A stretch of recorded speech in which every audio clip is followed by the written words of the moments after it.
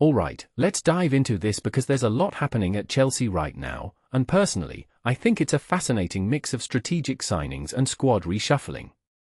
So, here's the deal. Pep Chavarria, a 28-year-old left-back from Rayo Vallecano, is reportedly on his way to Stamford Bridge. Now, what makes this really interesting is that Chavarria isn't just another name on the roster. He's someone who's proven himself in La Liga, including a standout performance in a European final against Crystal Palace.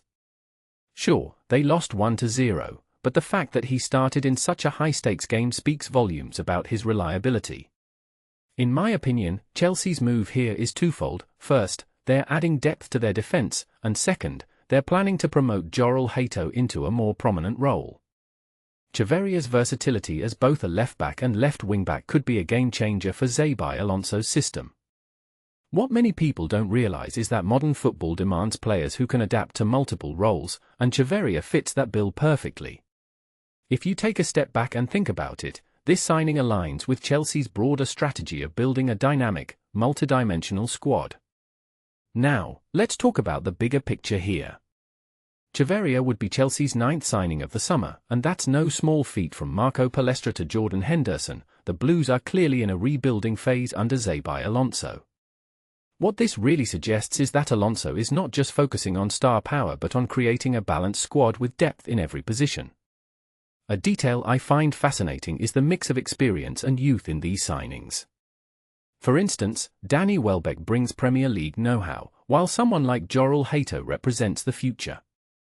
This raises a deeper question: how will Alonso manage this blend of talent?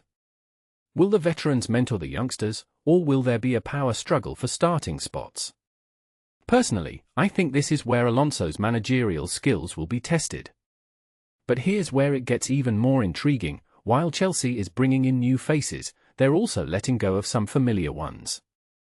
Trevoh Chalobah, a mainstay in their defense last season, is reportedly on his way out to Como.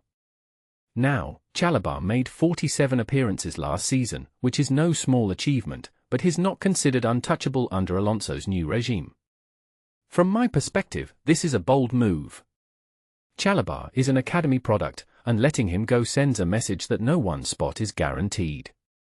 What makes this really interesting is the timing. Chelsea aren't actively shopping him, but Como's interest has accelerated his departure.